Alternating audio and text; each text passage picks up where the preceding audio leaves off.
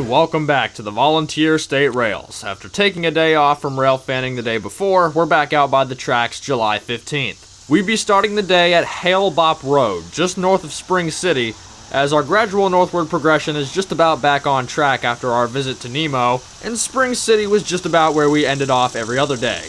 We'd set up this humid morning staring north at an intermediate signal that is lit up yellow. Now, for those of you familiar with Norfolk Southern, you'll know that this is the aspect that these intermediate signals or non-dispatcher controlled signals will default to when there is no train around whatsoever. So in pretty much any other case, looking at this signal is pretty bland and boring because, well, nothing's happening. Well, that would be until the signal went red. Now, almost everywhere else, red is a bad thing to see on one of these signals. That's usually what tells you there's nothing around, but in this case, it's quite the opposite. These intermediate signals often only tell about the condition of the track ahead or behind for a train coming up in either direction. So for a signal like this that defaults to yellow, it would only go red if something ahead of the signal is not preferable for a train coming the other way to pass. Well, that tells me that there's a train ahead of this signal coming at us. As the inbound train gradually occupies all of the signal blocks north of here, the signal picks up on that and drops to red for this direction because we wouldn't want another train going the other way to pass this signal and crash right into this one. That's why railroad signals exist, quite frankly anyway. But as far as we're concerned, this BNSF GE rounding the corner would mean good news for us. Ironically enough, the last train of day 2 would be our first train of day 3, a 73Z headed southbound for Memphis, Tennessee.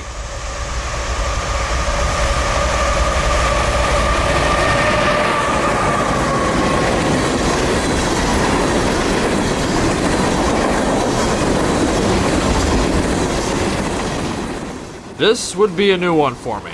Not the engines, not the cars, or the location, but rather the idea that this train blew no horn at all for this railroad crossing. The only real difference that this crossing has as opposed to others that you'd see in most other places is that this one doesn't have any automatic warning devices as in bells, lights, or gates, and is thereby considered a private crossing.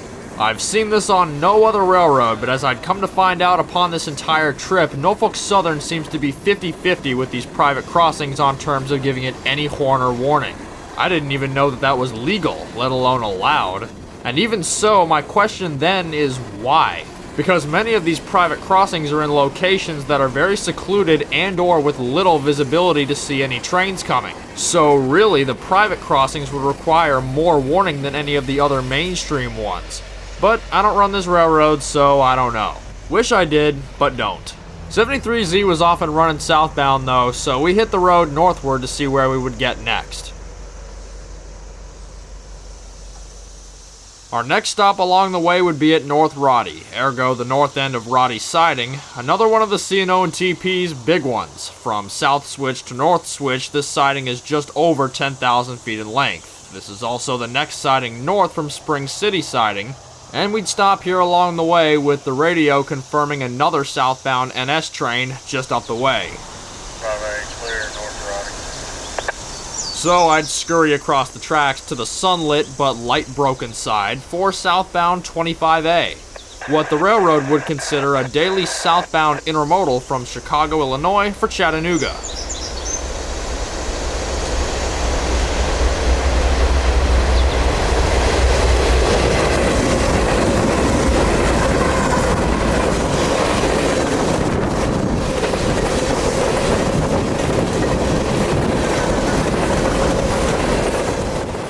As one may be able to tell though, there is not one container on this train.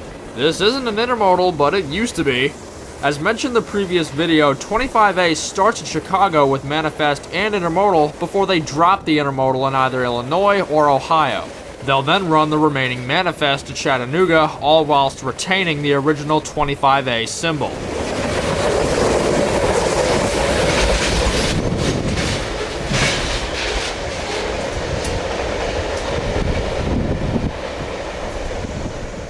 With 25A clear, we get back on 27 northbound, as our next target was mainly Emory Gap, so we try to make it up that way the best we could until I picked up on more trains lighting up the radio, specifically another southbound train of some kind calling signals through the town of Rockwood.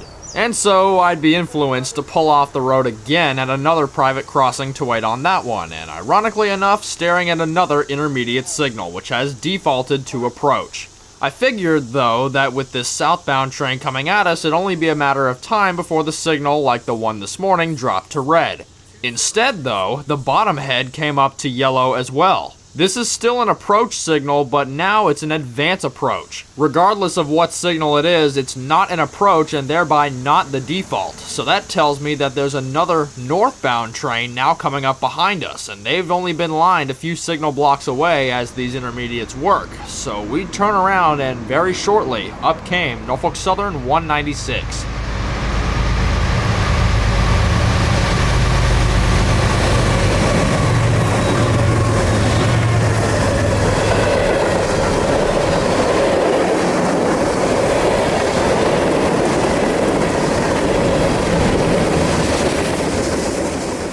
Flying past us northbound, once again with no horn for a private crossing, is NS-196, Chattanooga, Tennessee to Fort Wayne, Indiana manifest. They'd be carrying kind of what I had feared would happen at some point along this trip. A CSX GE had made it into the power pool, and although it's foreign power up here in Tennessee, I have seen too many of those locomotives in that paint over my years of this hobby. Maybe it's the railroad's I miss you message from back home, who knows. What I didn't get on camera was that the intermediate signal just before 196 got here had improved to a full clear. They had likely gotten that advance approach because our southbound train was going into the siding at Rockwood and hadn't cleared the north switch yet. But once they got off the main line, they could improve the signal to clear, and 196 took that signal past us here. I still knew, though, that southbound was waiting to come out of Rockwood, and since there aren't many accessible points to the tracks between this crossing and Rockwood siding, I stuck it out here for another southbound grain train. Something's telling me that all of these grainers that we've seen so far have similar IDs, considering that they all seem to have the same types of cars. But, once again, I didn't retrieve an actual symbol, so I can't tell you for sure.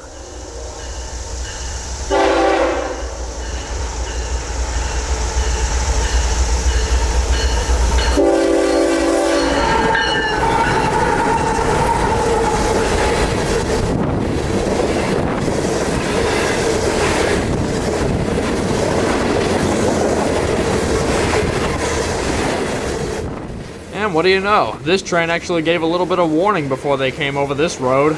Ironically enough though, the horn sequence sounded more like a greeting from the engineer to me than a warning for the road. But at least it was something.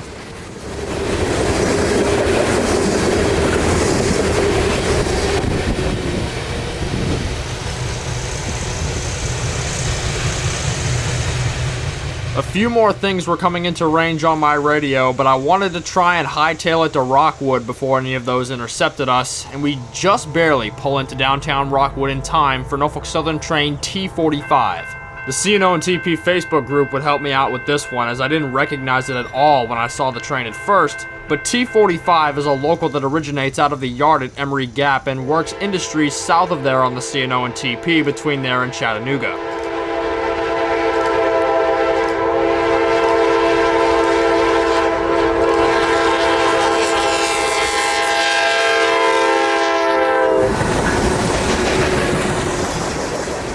Crossing Rathburn Street in downtown Rockwood, you can see just how short this guy is today, and I honestly thought that it might have been a work train at first sight, but obviously that wasn't the case.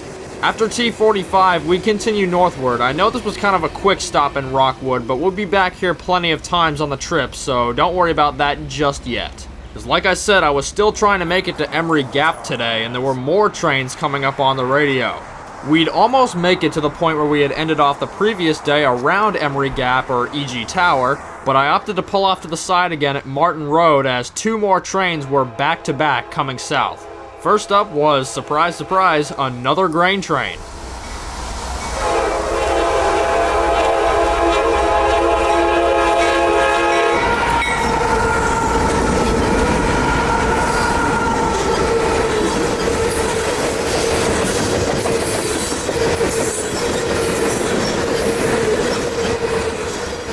And believe it or not, I actually got the symbol for this train, but there's no way to look it up and I don't really know where it goes. This one was 44R. And actually, if anybody knows where this train originates or terminates, please let me know in the comments section, because I have actually seen this Norfolk Southern train on a separate occasion in Dalton, Georgia.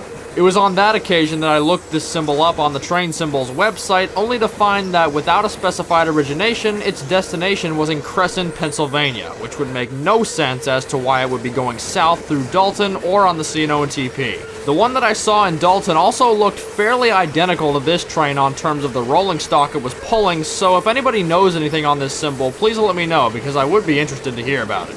It was also interesting that in that same respect, this train differs from almost every other grain train I've seen thus far, as almost all the cars were white with GATX markings or others similar. But regardless of what train it was, there was another train right on its markers. NS-223 was next in line, with a duo of SD-70s pulling a line of intermodal containers and automobiles.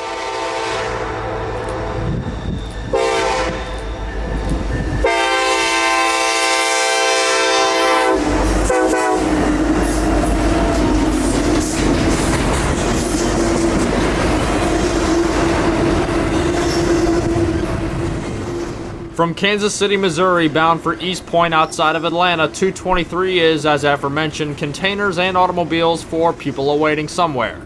I suppose 223 is kind of like an alternate 189, which is also auto-racked down to East Point, but I know the Atlanta area as a whole gets a ton of container and automobile business, so it wouldn't surprise me that these could go literally anywhere within that city, especially seeing these extended height articulated auto-racks, which are basically two cars on one set of bogies between the two, kind of in the same way that some intermodal well cars are articulated in sets of 3 or 5. Norfolk Southern, milepost 261.9, no defects.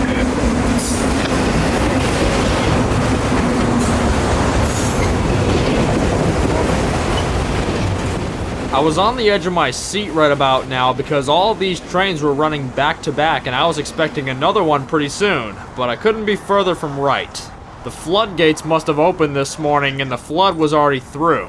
There wouldn't be any more trains for a few hours at least. So by this time, regardless, we had finally made it to Emory Gap, so we'd take the time to go over and investigate the yard there. On some occasions, this yard can be pretty empty, and I wouldn't say it's totally empty today, but there wasn't all that much to see in here. Between storage in the yards at Oakdale, storage tracks near Waters north of Harriman, and this yard here, local traffic for various mainline customers surrounding this area is all handled by a plethora of locals that originate from this yard, including that T45 that we saw at Rockwood earlier. This very interesting duo of SD40-2s are also part of the local power for this yard. With a crew base also sidelined at the yard, Emory Gap can also be a preferred crew change point and often is for empty Kingston coal trains coming off of the plant lead, which comes out just south of the yard here. You can see it curving off to the south here out of one of the yard tracks off across US 27 and off towards the Kingston power plant, which you can actually see way off in the distance. The main thing to consider with this spur is that it only opens to the south, which can cause problems for trains coming up from the south, ergo the BNSF run-through coal trains. This will matter later in this video when we see why they have to Y the train through Harriman. So place this track's alignment in the back of your head for now, we'll revisit this later. I'd have a bit of fun with the drone in the air investigating the yard, but alas, there really wasn't much to see here. Because nothing here was running, the local with the SD40s was done, and no mainline trains were running now that everything had ran through. Or at least, I thought. As we then follow the line just a little bit more north as it rounds the corner into the control points of McCoy. Accessible by a small backstreet road, McCoy is the name for all the signals here that protect the mainline switches in or out of the yard at Emory Gap. This is basically the north end of the yard. Nothing was lit up here as we arrived, as you can see by all the reds, but I wouldn't need a light for what was about to happen. Though this train, like many others, wouldn't blow any horn for this private crossing, I wouldn't need any of that either. With the screeching rails and GE rumbling, I wouldn't need any much more notice to know that a southbound train was right at my doorstep.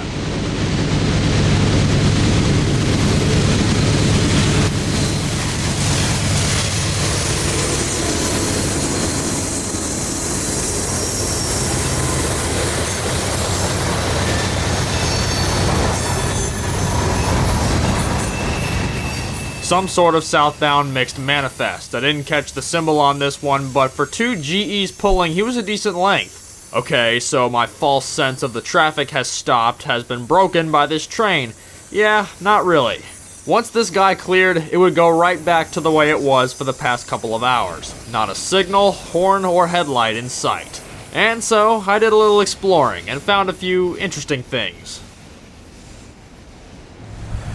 Well, it would appear that I'm not the first one to seek an extended refuge or visit McCoy. In the back ditch here, they got a whole railroad member across this little creek here. Well, not a creek, it's a little drainage area with a bunch of trash in it, including a cart. Yeah, that's the way things are up here. But what are you gonna do? There's even a whole path through here, so somebody must frequent this. There's a bunch of warehouses and other stuff up there, but it seems as if the action has kind of died down right now. It's been almost an hour with nothing. I am hearing about a northbound that came out of Chattanooga just a little bit ago, but other than that, there's been almost nothing. Radio's been almost dead silent, and I'm just exploring now and finding different things while trying to stay in the shade and, you know, not overheat again. It's not all that much better in Tennessee than it is from Florida. I mean, maybe minus the humidity, but it's still hot up here. So I'm not sure what's gonna happen, but we got a signal bridge here, so hopefully it'll go green soon for something. Well, we haven't had any trains show up just yet, but might have possibly had something better come up. What's up? I'm gonna leave. I meant the green signal up there. I wasn't talking about him. I don't know what he's doing here. I'm just kidding. I like him. He's cool. So he's gonna be with us for the next 3 days or 2 days, whatever. Yeah, whatever. He'll be here. He'll be here for a little while, and we'll have some fun with him. But there is a green signal up. I cannot point. Shut up. There is a green signal up there, so we're gonna get something coming north here. Finally, after like 3 hours, so.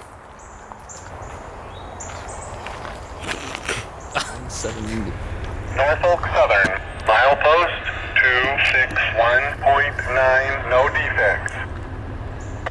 After all of that time, we would finally get that northbound train that I heard coming out of Chattanooga. It would be Andrew's first train of his 3-day stay, and them having just cleared the yard at Emery Gap to our south, this train would interestingly blow the full pattern for the private crossing, which simply went to show me that it really comes down to the crews of these trains on deciding whether they blow horns for these or not.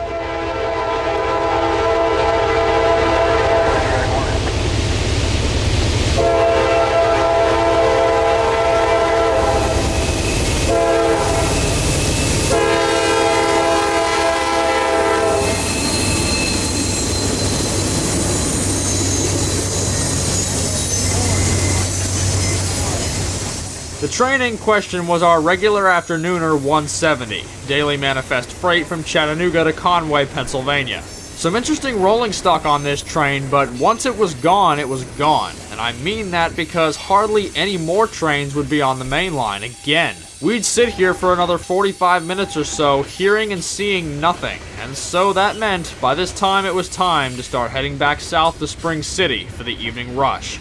On the way though, we'd stop again in Rockwood as we heard a northbound train calling the south end of Rockwood, so we pulled off at Rathburn Street again, and some Union Pacific locomotives would grace the lead as they rolled into the siding at Rockwood. Alas, this was all we'd see of them though, as this train was to be going nowhere anytime soon. Due to a lack of sidings north of here, they weren't able to send this train any further, and reportedly NS Train 189 up at Waters was having DPU problems, causing the entire main line to be blocked up. Which would also be the reason that tonight's evening rush would be very underwhelming, with only 2 or 3 trains gracing it. We finally picked up on the idea that this train wasn't going anywhere, and we did want to get to Spring City before the sun went down and risk missing anything else, so we made it down there, and it was still almost another hour's wait before 229 showed up. Another familiar face, Jacksonville's intermodal bound for the Florida East Coast interchange at Simpson Yard.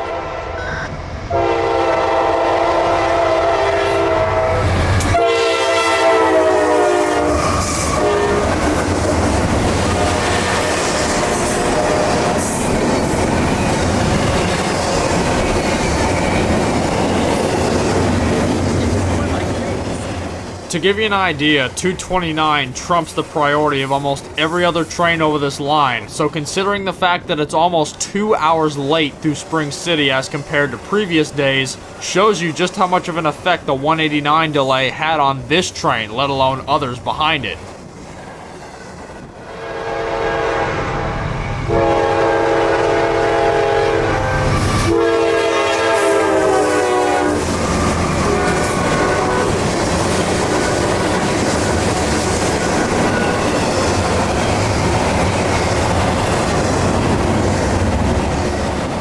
Assuming that you've fully watched part 1 of this little series, you probably know pretty well what train this is. If not, it's 215, our daily combo manifest and intermodal train from Chicago down to Atlanta. Though perhaps not surprising, 215 would be the last train that we'd see for tonight in Spring City. Consider, though, that 229 and 215, the two trains we've seen here, are some of the highest priority runners on the CNO&TP. I'll bet you anything that that's most of the reason why we saw these two trains at all. And it's also a possibility that there really weren't any other trains behind these two tonight, but the dispatcher at least made it sound like the 189 issue up at Waters was a pretty big problem. The kind of thing that you'd expect when multiple trains are held up. And perhaps that was the case, because we would see one more southbound for the night, though not in Spring City. While heading for the hotel and along the way looking for places with better light at night than Spring City provided, we came across Rockwood, which caught our attention due to some tennis courts that provided some surprisingly adequate lighting for nighttime train viewing. Though the tennis courts wouldn't be the only lights in Rockwood, while driving across the tracks we'd notice a headlight to the north. So we'd hop out and set up at the West Rockwood Street crossing for a mystery southbound manifest train.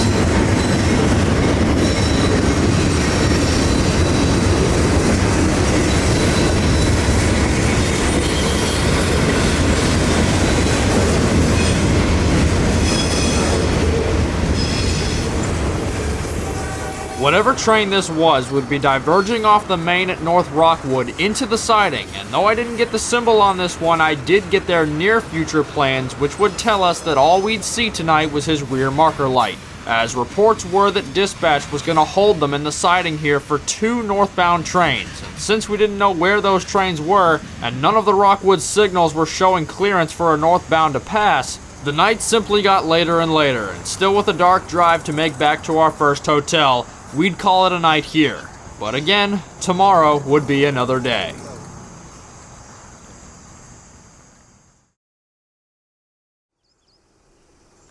Alrighty, back out by the tracks nice and early. Now July 16th, we'd be starting today at one of the more interesting points along the line that we'd visit this trip, Harriman Junction. Just north of downtown Harriman, Harriman Junction is the top of a giant Y through downtown Harriman that's basically a connection to the Norfolk Southern's K&O district, ergo the Knoxville and Oakdale line to Knoxville, Tennessee. Discounting a few irregular moves through Harriman, this connection to the K&O will only see 2 trains a day, 23G and 22A respectively. That said, that's pretty much what the entirety of the K&O sees a day. For me and Andrew, though, Harriman Junction this morning would be a nice chill spot. It's pretty secluded and peaceful, and definitely scenic. The only way to access the Harriman Junction spot that we're at here is via a crew access road that leads off of the dead-ending Carter Avenue Northwest, such as on a fairly unstable gravel concrete base that's also on a fairly steep incline to the top here at the junction. We found with our non-off-road vehicles that it was best to leave them at the bottom of the hill and walk the way up. Within about 30 minutes of us arriving, though, the first NS train of the day would come into view. I believe this was 196, our daily manifest freight from Chattanooga to Fort Wayne, Indiana.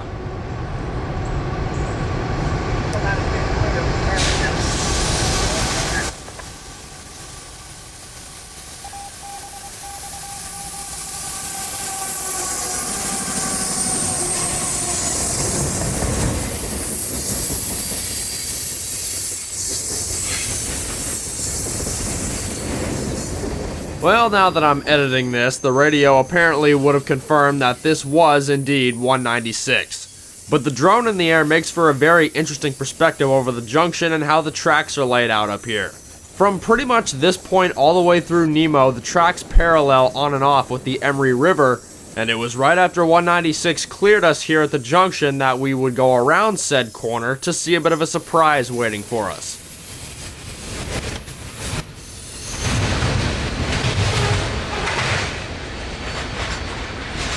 As I got the drone around the corner, it revealed another southbound mixed freight waiting on track 2 for this one to get by. And I might note here that where this train is sitting is at the south end of Waters, ergo the Waters siding, but there's also some storage tracks here, as you can see some cars stored to the left of the train. This whole area here at Waters primarily serves as car storage for either the Emory Gap local or just general storage. And so this is where the 189 from last night was having their DPU issues that was holding everything up supposedly. Clearly they got it fixed overnight though, as that train is long gone and traffic is moving steadily now. And with 196 clear of South Waters, they'd finally bring NS 179 around the corner and cross him over here at Harriman Junction from track 2 to 1, upon their southbound run from Bellevue, Ohio to Irondale, Alabama.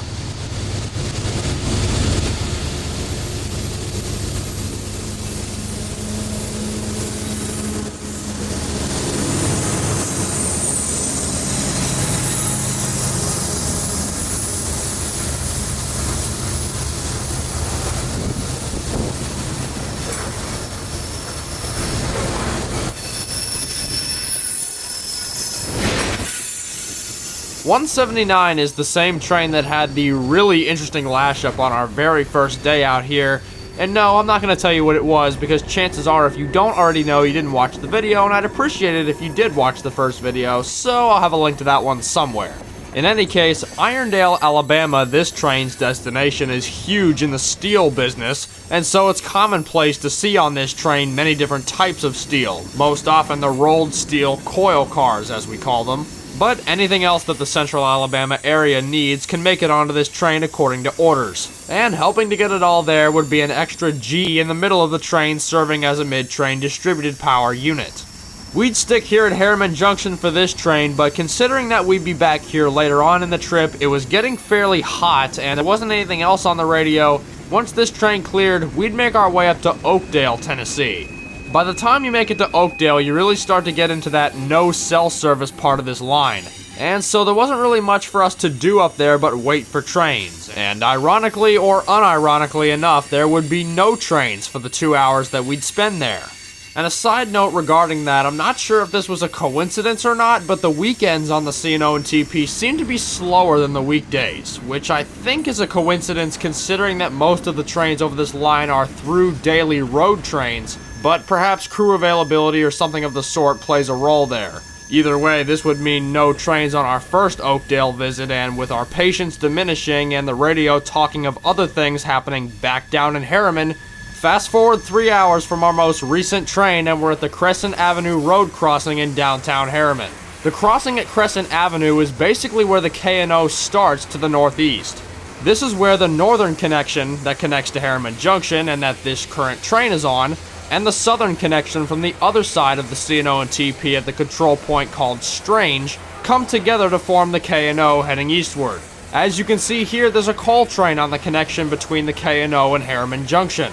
We'd arrived to the crossing mid-train, and fairly shortly, 2 big BNSF SD-70s would come into view, bringing the train to a gradual stop just beyond the road crossing. This would be Norfolk Southern Train 72Z. Coal loads from the BNSF interchange in Memphis, Tennessee, through Chattanooga, northbound on the CNO&TP, bound for the Tennessee Valley Authority's Kingston Power Plant.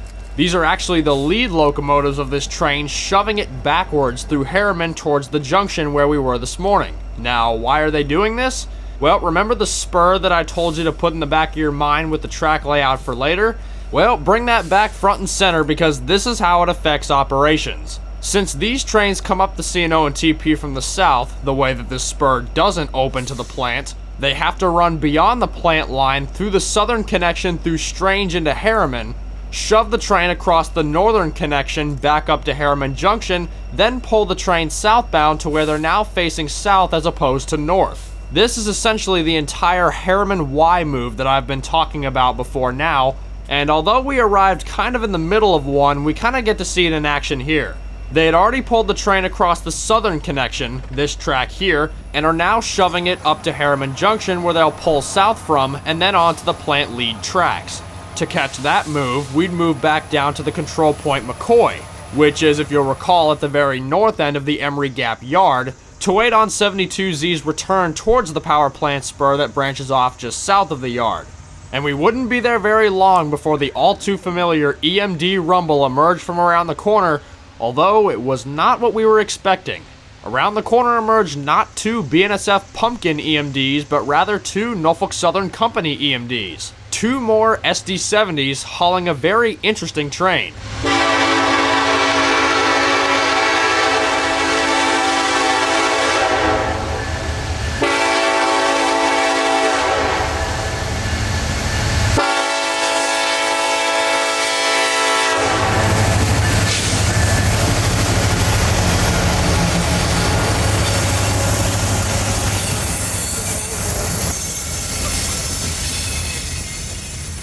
Apparently, having gotten priority in front of the 72Z was Norfolk Southern Train 60C, a very interesting kind of train that I had heard about during my research of this line and had kind of hoped to see along my trip at some point.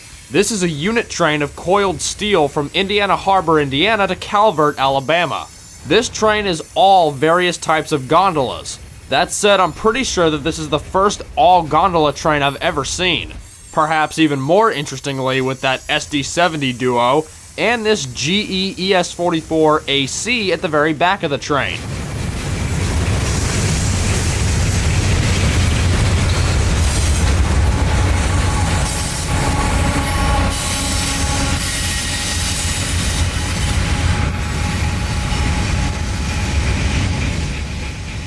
And next in line was finally our coal train, now with the same leaders, just a different set of colors. Here at McCoy, they'd essentially be branching off the main line onto the Emery Gap Yard lead, that which leads into all of the other southern yard tracks of Emery Gap, from which the branch line to the Kingston Power Plant branches out from. And since there are no dispatcher-controlled signals on that line, the best signal they can get here is a restricting. That paired with the track authority to use the branch line to the power plant, 72Z crawls off the CNO&TP and onto the Emery Gap Yard lead.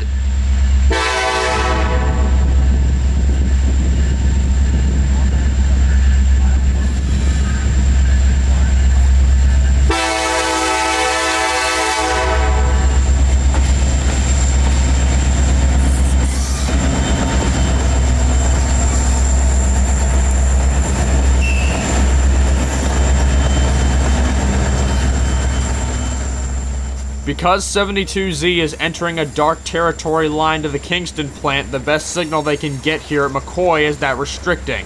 Because that restricting tells the engine crew to only run the train as fast as they can safely stop the train within the distance ahead of them that they can see.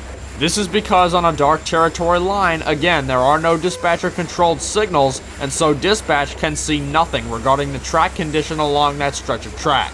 So instead of signals or a universal dispatcher, this crew is now relying on their eyes to let them know of any problems in the track ahead. And so they must be able to safely stop the train within the distance that they can see in case they do see something wrong. That said, they'd be running this thing pretty slow from this point on, which would allow us to leapfrog the train down to a spot that we had wanted to try, the bridge across US 27 for the Kingston branch line.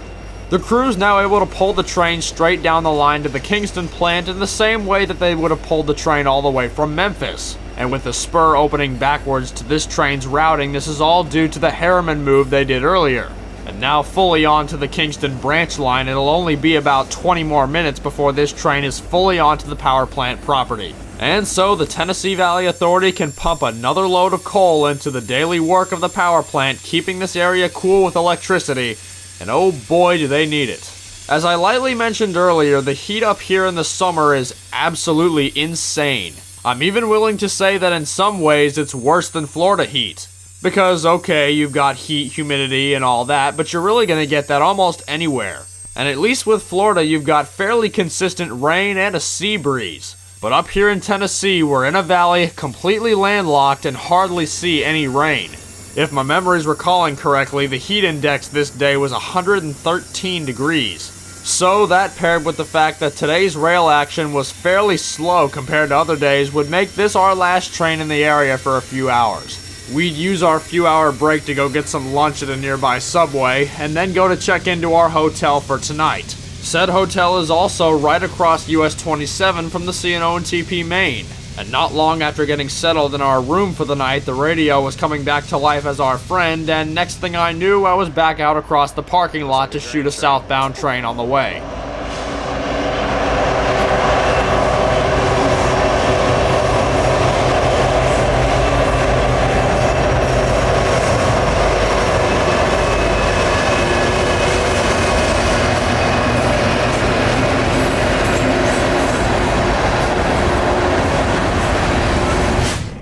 Not exactly satisfied with my hotel parking lot shots, southbound we'd run following our southbound loaded grain train, yet another one that I didn't catch the symbol on, but we did hear was about to go into the siding at Rockwood. So back to the Rathburn Street crossing, it'd be another handheld shot as the grainer was right on our tail.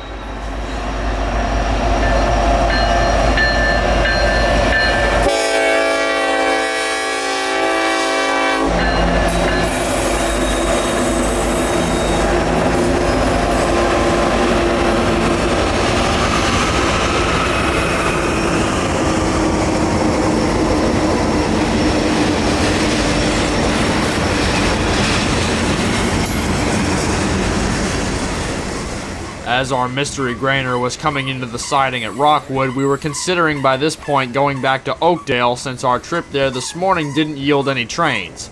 But after weighing whether it would be better to go back to Oakdale or get more food since we hadn't eaten much today, we decided that after we shot this train and whatever train it was meeting, that we would go back north just about to our hotel to an almost next door Cracker Barrel. We'd basically have an early dinner there before heading back to Spring City for the evening rush, and we had decided to save Oakdale for tomorrow, so that we could spend more time there as opposed to today. On this part of the CNO&TP, Rockwood is one of the shortest sidings around at a length of only 7,300 feet or so from switch to switch, and it kind of showed here as the grain train seemed to just barely fit between the Rathburn Street crossing and the south end switch. Fairly quickly, though, a headlight appeared from the south coming up the main, and the grain train getting off the road would finally allow some fairly heavy vehicle traffic to cross the tracks, but only for a minute, because up from the south coming now with the headlights on full brightness is NS 224.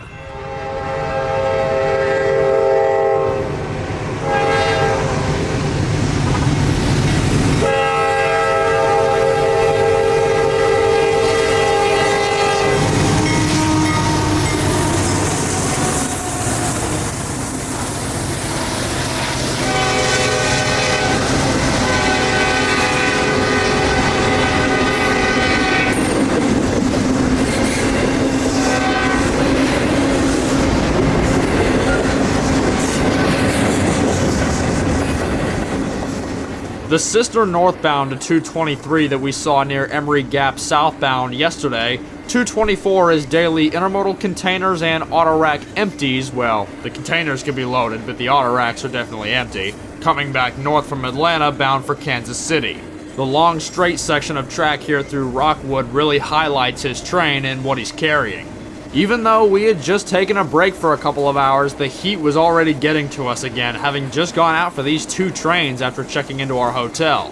But like I said, this evening we decided to pay Cracker Barrel a visit instead of Oakdale. So we knew that after these two trains we had some air conditioning and food waiting for us eventually. So back north to Cracker Barrel we went, and about an hour later we're back on the road heading south towards Spring City. We don't quite make it there though, as the radio and some intuition tells me to pull off of 27 somewhere to get to the tracks. That so-called somewhere would turn out to be East Roddy Road, right in the middle of the Roddy siding. Hopping out on a dime, a familiar pair of SD70s would break the mid-afternoon silence of this rural town.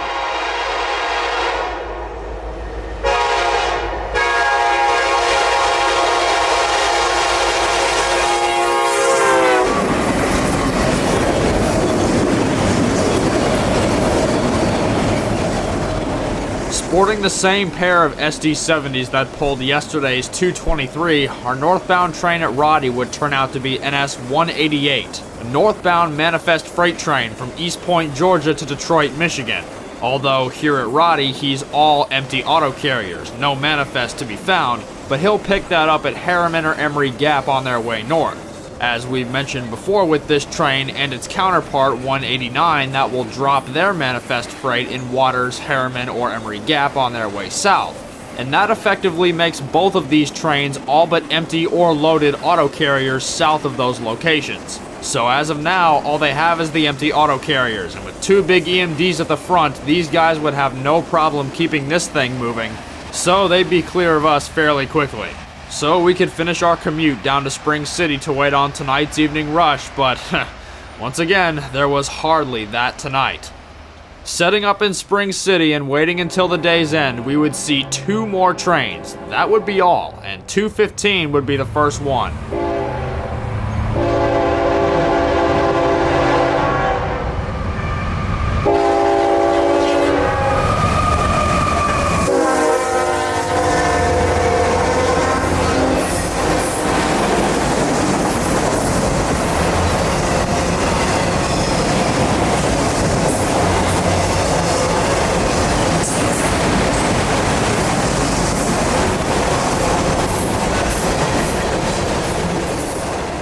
Never mind me trying to be artsy with the drone here. 215 is basically just the combo train of our manifest freight and intermodal containers from Chicago, Illinois to Atlanta, Georgia.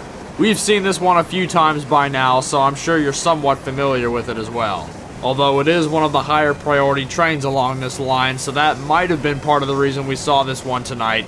That, and there may just have been nothing else running at this time. Either way, this evening was just as slow, if not slower, than the previous night. Because this train, with their plethora of flatbed trailers, EMP containers, and hub group containers, would clear, and then right behind them would be 229. Back to a familiar face of mine, daily container and UPS traffic from Chicago bound for the Jacksonville, Florida interchange to the Florida East Coast Railway. And I'm not sure if their shipment was late or if somebody in the cab had to use the bathroom, but these rebuilds were wide open and this train was full track speed.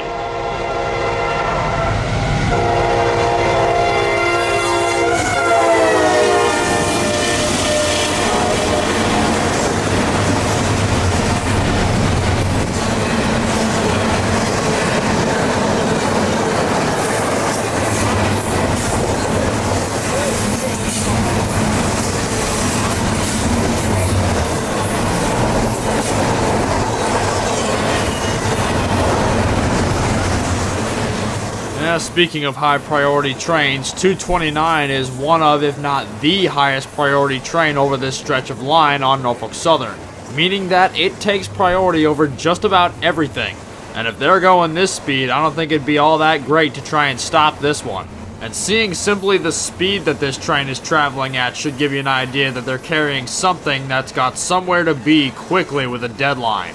Just think for a second as all of these truck trailers pass, just how many trucks are taken off our roads and highways and how much more stuff is able to be moved for a fraction of the fuel and price.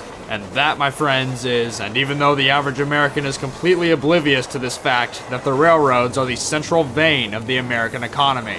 But in regards to us, this train would end just as quickly as it started, and that would draw an end to our day because for the next 2 hours we'd sit here, there would not be one train or peep on the radio. So, very anticlimactically, this would bring an end to our day out here. But tomorrow, with Andrew still here for one more day, would be another day.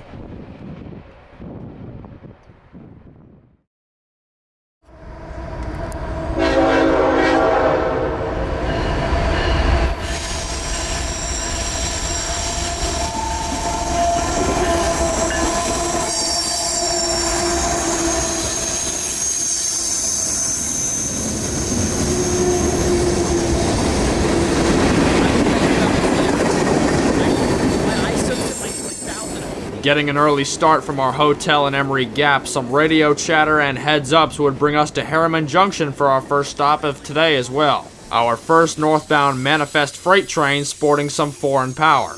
And now that I'm looking back at the video, I can't really remember what train this was, but I think it was either 142, Chattanooga, Tennessee to Elkhart, Indiana manifest, or 168, Chattanooga north to Madison, Illinois. Either way, it was a northbound manifest train that had gotten priority over the CNO&TP through Harriman Junction before our train of the morning. And by train of the morning, I mean mostly the reason we stopped in at Harriman Junction instead of going somewhere else.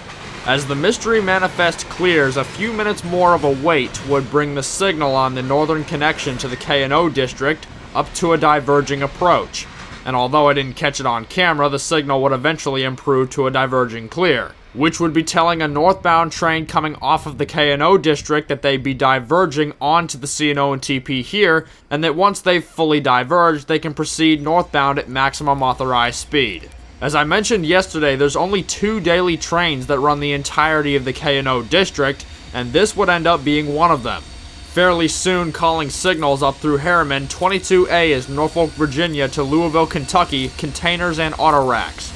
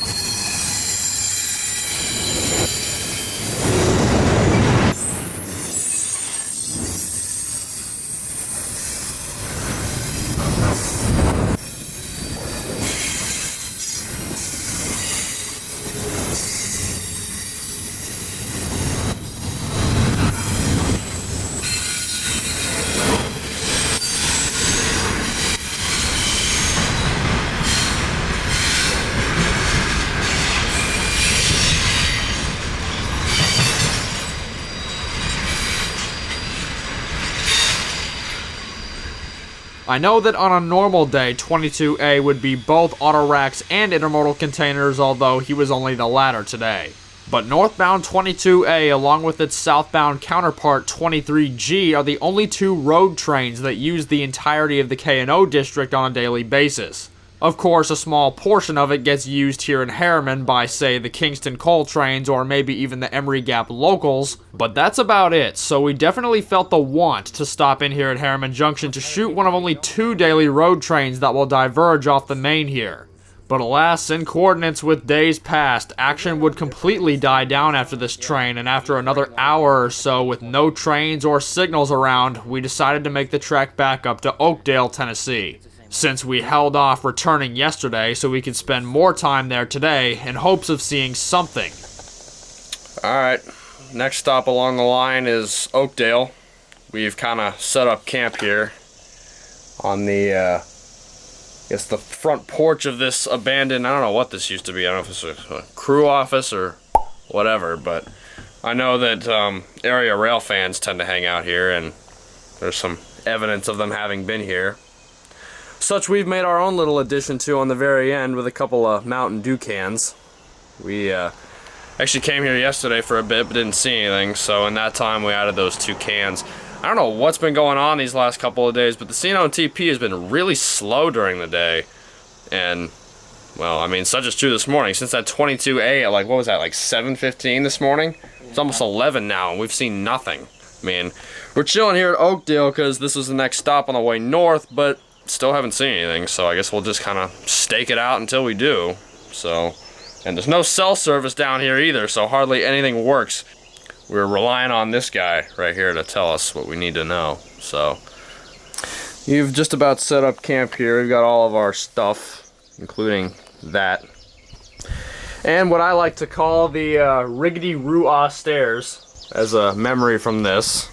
Like I said, I don't know what this building used to be, but got a fairly clear shot of the signal bridge here, so we're hoping on either that changing or the radio to tell us something, so let's see what happens here.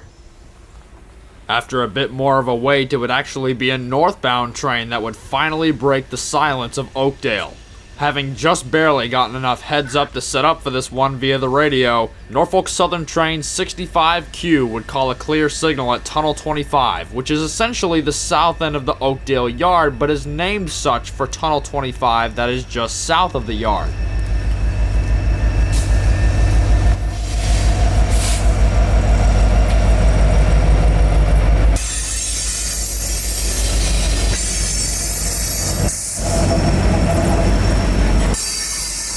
Tunnel 25 is the name of the control point, ergo all of the signals that we can see in this shot, including one just south of us for northbound trains, named Tunnel 25 for Tunnel 25 that is just south of all these signals. Here at Oakdale, we're about 10 track miles south of the Nemo location that we visited on day 2, and if you recall, Nemo is where the majority of the tunnels for this line are that have given the line the nickname the Rat Hole. And also mostly the reason, paired with the fact that there's not many civilizations up in this area, that we have hardly any to no cell service in a lot of these regions. As we fly slightly northward with the train, we can see that the yard here at Oakdale is pretty much completely empty, which I'm pretty sure it was today, as this yard is only really used for seldom storage of rail cars by the Emery Gap locals, but it's more often used for trains that may have run out of crew time or need a place to pull off to the side while they wait for another crew to be ready to come take the train further. In addition to the Oakdale yard, though it's kind of hard to see with how many tracks there are here, there's essentially 2 mains off to the very left, and 65Q just south of the yard has branched onto main number 2. We'll see why in just a moment, but it's about time I address the obvious for you Norfolk Southern fans. 65Q is the identification for an empty ethanol train from the FEC Railway in Jacksonville, Florida back to the Chicago interchange. But with all these covered hoppers passing, there isn't one ethanol tank to be seen. That is until about midway in the train, when 2 AC-44 C6Ms would be playing as mid-train DPUs. And then, all of a sudden, here come the ethanol tanks. In essence, what's happening here is 2 unit trains, likely a grain train and this 65Q ethanol train, got combined somewhere since their routes are similar and they'd be heading the same general direction. By combining the 2 trains somewhere south of here, it saves another crew from having to take the separate train up pretty much the same routing, but more so it saves the company money in having to pay that separate crew. Though in many ways it is more economically efficient to do it that way.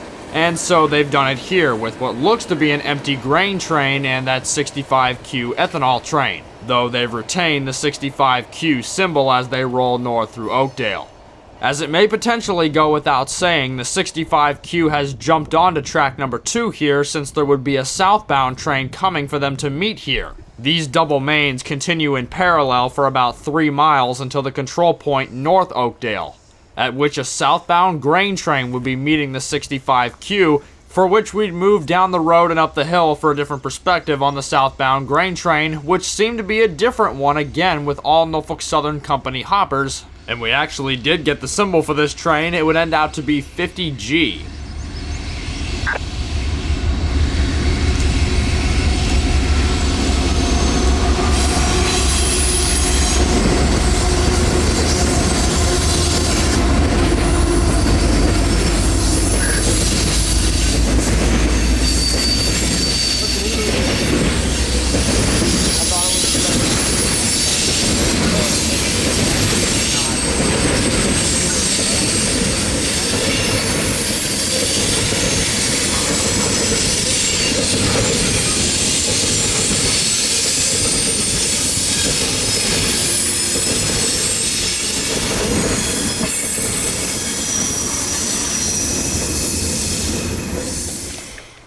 Okay, so there went that. After all morning with nothing, just had the 2 trains on the grid pretty much meet here at Oakdale. 65Q met, I think it was 60 or 50G. 50G. Yeah, 50G.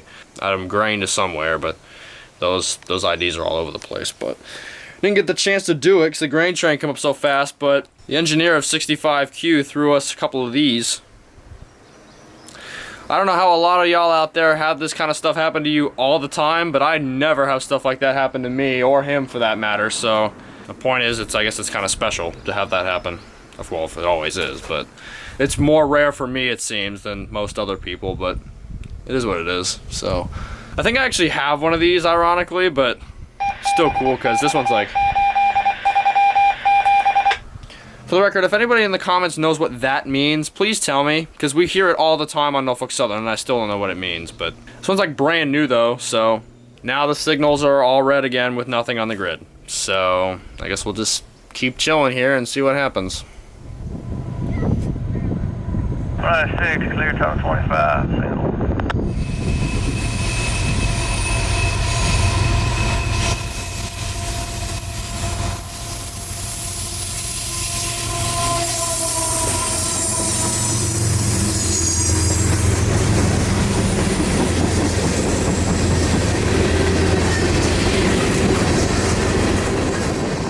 The next train wouldn't make an appearance until almost 1:30 p.m., and that would be a northbound 196 manifest freight from Chattanooga to Fort Wayne, Indiana.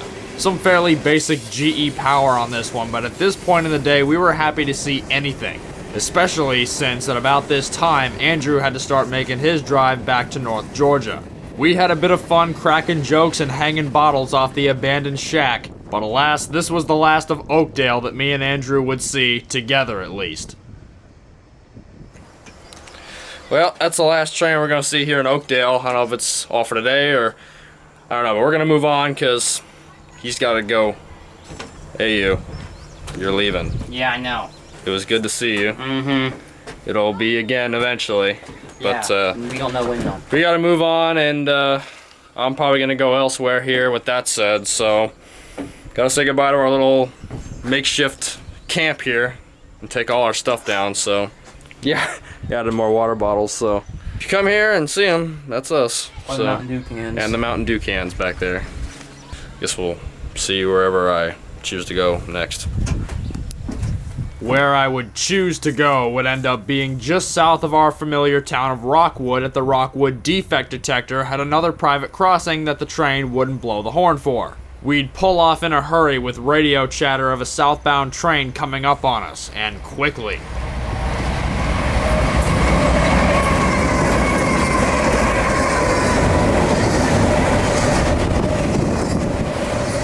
Even though this was only 2:30 in the evening or so, I believe that this was a very early 229, Jacksonville bound intermodal and UPS for the Florida East Coast Railway.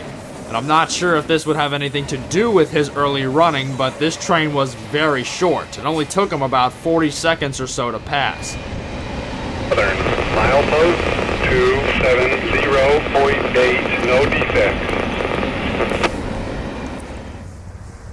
After 229, we drove back north into downtown Rockwood to get some lunch since we hadn't eaten today, and one final drive across the tracks would reveal a clear signal at North Rockwood for a northbound train. So we'd pull off and wait, since this would be the last train that I'd shoot for today. After one last decent wait, a headlight would appear from the south, and it would be another GE, and surprise, surprise, another grain train. Looking to be the counterpart to the one that we saw in Oakdale this morning, although I didn't hear the symbol for this one, so I can't say for sure. And since the grain IDs are all over the place, I can't simply look for a counterpart symbol and take a guess. All I can say here is that this one was empty rather than loaded.